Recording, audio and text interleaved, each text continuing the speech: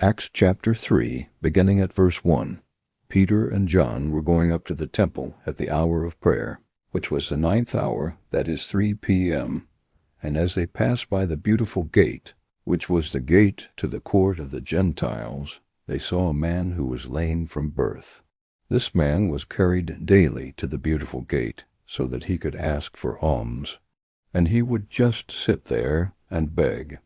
And when he saw Peter and John passing by, he asked them for money. But Peter looked at him intently with John, and he said, "Look at us." So he fixed his eyes on them, expecting to get some silver or some gold. And Peter said, "Silver and gold I do not have, but what I do have I give you. In the name of Jesus Christ of Nazareth, rise up and walk." Then Peter took him by the right hand and pulled him up. And immediately his feet and ankles became strong, and he jumped up on his feet and walked and entered the temple with them, walking and leaping and praising God. And all the people saw it and were filled with wonder and amazement.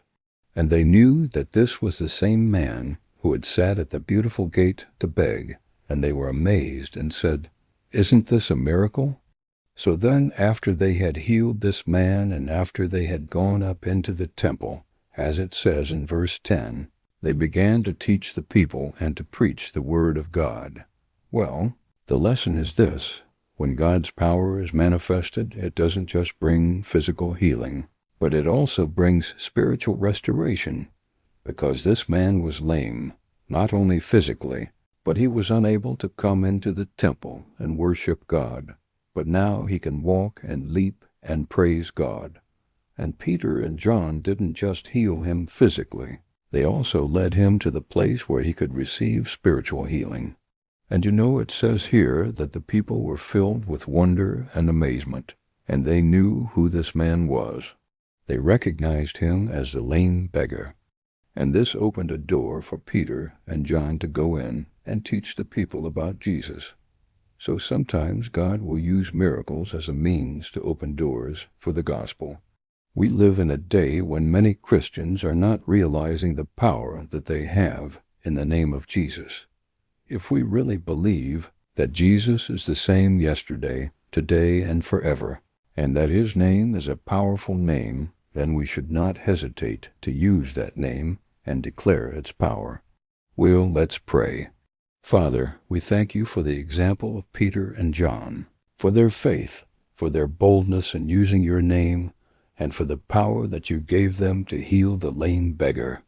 And we ask that you will help us, Lord, to not only believe that you are a healer, but to also trust in your word and to speak your word with faith, knowing that you have given us the Holy Spirit, just as you did them in the days of old, that we might be witnesses to your name. We ask this in Jesus' name. Amen. If you have not subscribed to our channel, please make sure to do so. Also, if you want to partner with us, the link is provided below. Thank you so much for watching, and we'll see you in the next video.